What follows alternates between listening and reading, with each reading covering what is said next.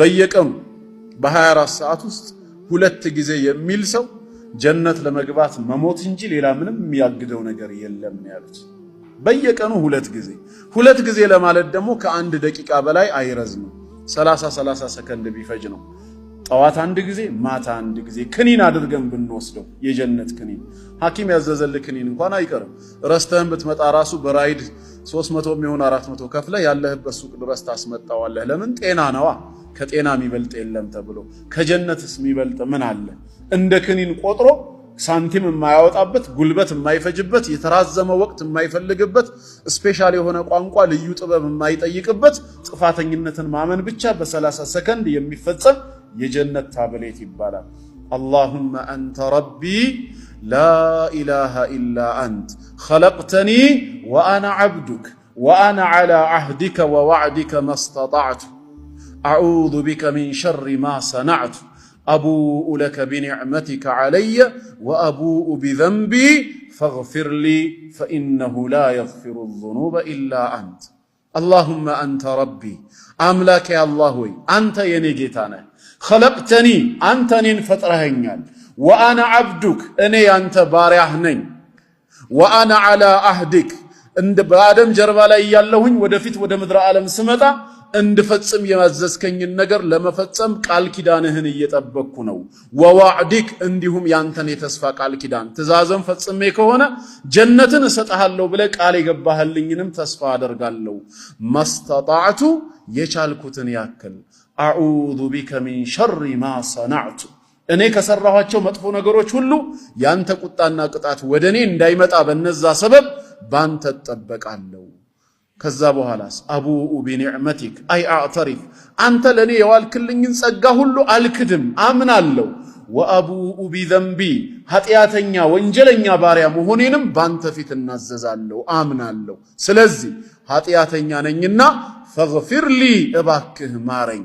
ፈኢነሁ ላ የግፊሩ ዙኑበ ኢላ አንት ወንጀልን ካንተ በስተቀር ማንም የሚምር የለም ነው። ይችን ቃል አሉ ረሱል ዓለይሂ ሰላቱ ወሰላም ፈመን ቃለሃ ሚነ ነሃሪ ሙቂነን ቢሃ በቀኑ ክፍለ ጊዜ በሷ እርግጠኛ ሆኖ የተናገራት ሰው አሉ። የትኛው ቀን? ከፈጅር በኋላ ሰላቱል ዐስር እስኪደርስ ባለው። ፈማተ ሚን የውሚሂ ቀብለ አን ዩምሲ ታዲያ በዛው ቀን ላይ አጀሉ ደርሶ ከማምሸቱ በፊት ቢሞት ፈሁወ ሚን አህሊል ጀና የጀነት ሰው ነው። ወመን ቃለሃ ሚነ ሌይሊ ሙቂነን ቢሃ በሌሊቱ ክፍልም እርግጠኛ ሆኖ በሷ ያለ ሰው ከዐስር በኋላ ፈጅር እስኪደርስ ደግሞ ባለው የተናገረ ሰው አንዴ ማለት ነው። ፈማተ ሚን ሌይለቲሂ ቀብለ አን ዩስቢሕ ከማንጋቱ በፊት ቢሞት በዛው ሌሊት ፈሁወ ሚን አህሊል ጀና የጀነት ሰው።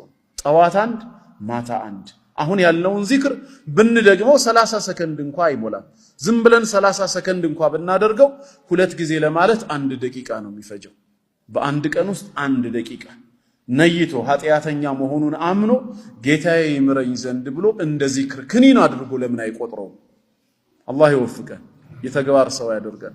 ኃጢአተኛ መሆናችንን እንድናምን አላህ ይፈልጋል። ወርሰን ሳይሆን ራሳችን በግብር በቸልተኝነታችን የፈጸምነው ጥፋት አለብን። ያን እንዲምረን ወደ አላህ ተውበት እናድርግ። ቁል ያ ዒባዲየ አለዚነ አስረፉ ዐላ አንፉሲሂም ላ ተቅነጡ ሚን ረሕመቲላህ ከኔ እዝነት መቼም ተስፋ እንዳትቆርጡ ነው የሚለው።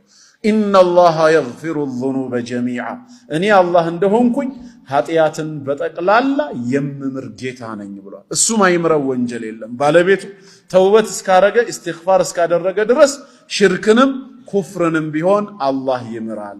ይሄ አንዱና ዋነኛው ነው። በዚህ ዙሪያ የተነገሩ ብዙ ቁርአናዊ አንቀጾች ብዙ ሐዲሶች አሉ፣ ግን ሰዓቱ አይበቃንም። ማዕናው ግን ግልጽ ነው ተላልፏልና አንደኛው የስርየት መንገድ ይሄ ነው ኢስላም የሚያስተምረው። የከፈረም ሰው ተውበት አድርጎ በሸሃደተይን ከተመለሰ ሙሉ ኃጢአቱ እንደሚሰረዝ ግልጽ ነው። ሁለተኛውስ በኢስላም ከተውበት በተጨማሪ ሌሎች ኃጢአቶቻችን እንዲሰረዙ ኢስላም ምን ያበጀው መልካም ነገር ምን አለ ሲባል በኸይር ስራ ላይ መሳተፍ፣ መልካም ስራ መስራት ኃጢአትን ያስወግዳል ብለን እናምናለን በአላህ ቸርነት።